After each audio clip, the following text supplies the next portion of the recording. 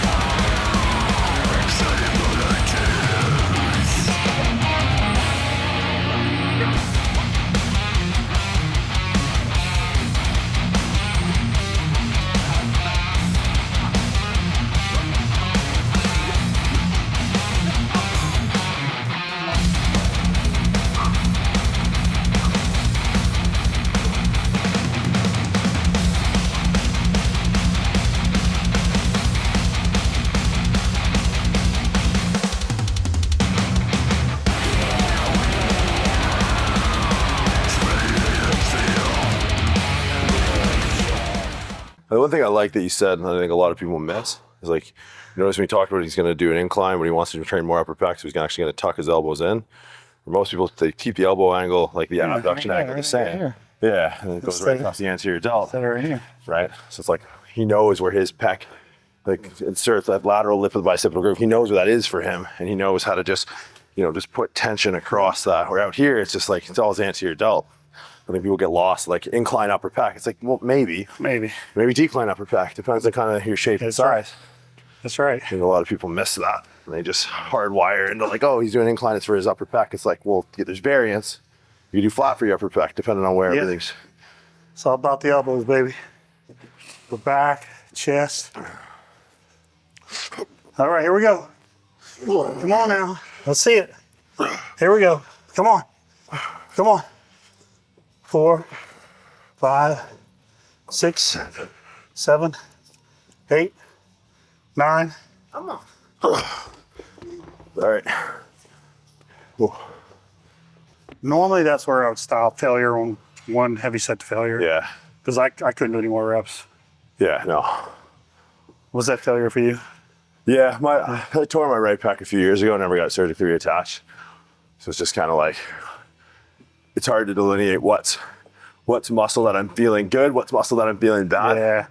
So failure, I think for me, is a lot of mental. Okay.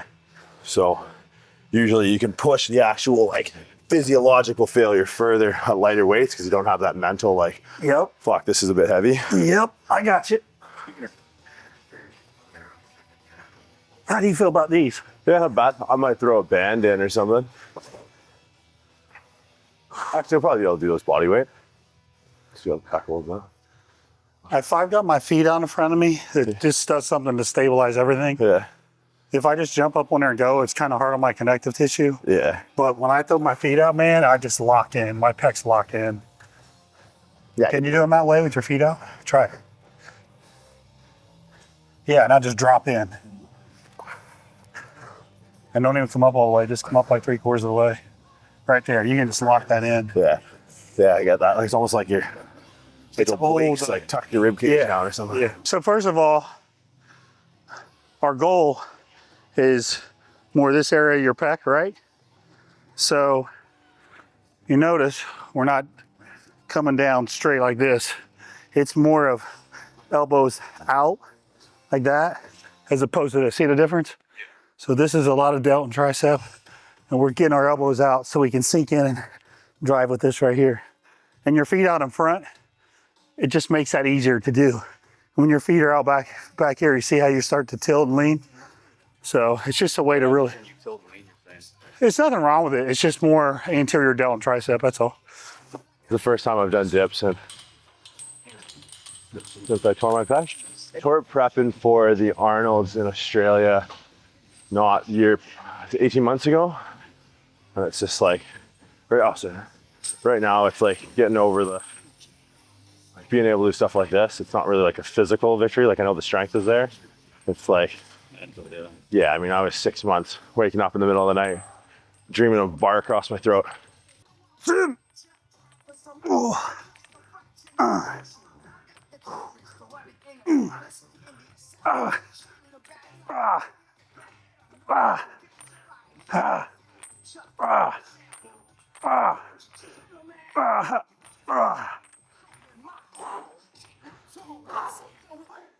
See how he's tilted back and he's all this is locked in? All the driving is his elbows on his lats. He's just driving his elbows down the back and hitting his lats. That's textbook right there.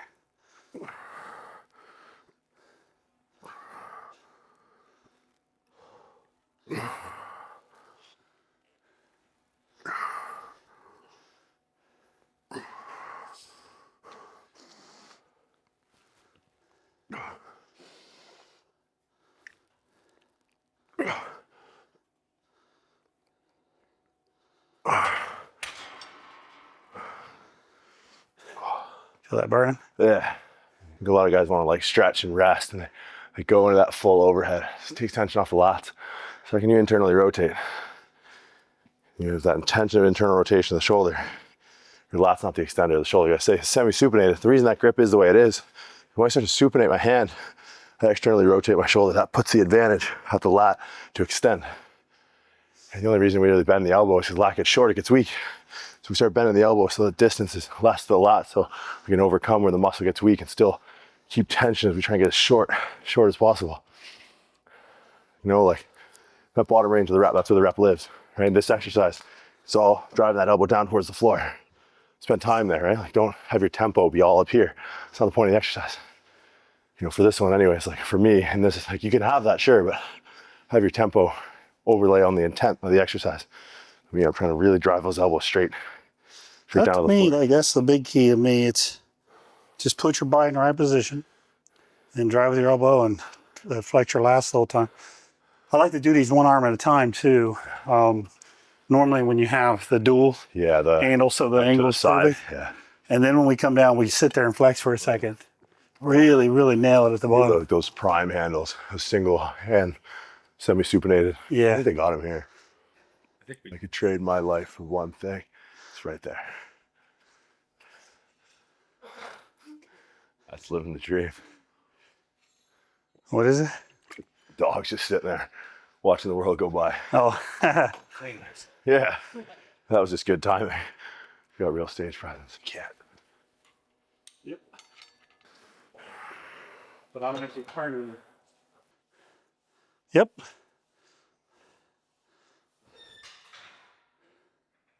Yep. So the grip is the biggest change in this one? Yeah, we were locked in our grip before. Now we have looked, now he can move his wrist. So he can supinate as much as he feels comfortable supinating.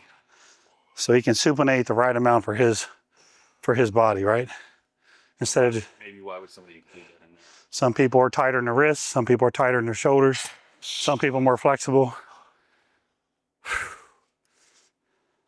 And what we essentially just did was move the grips out here. So your pull is just straight down. You want that or you want this? Either way feels great to me. But like some people, they can't physically supinate all the way. So to put a bar up there and make them start like that, it's really hard on their biceps tendon, their wrist. So this is good to just let your natural flexibility get you in the right position, you know? I do so many exercises using these, all kinds of tricep stuff, back stuff, so I can let my wrist move. That's one of the things in the last, I'd say 5-6 years, I've really changed about my training. It's just letting my wrists move the way they want to move instead of forcing them into a position.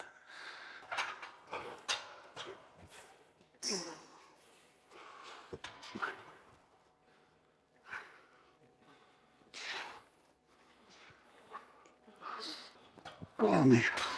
God. Kind of hard to put into words how much that burns. That really is fire. It's like, tell me what peanut butter tastes like. Yeah. Yeah, you gotta just kind of taste it for yourself.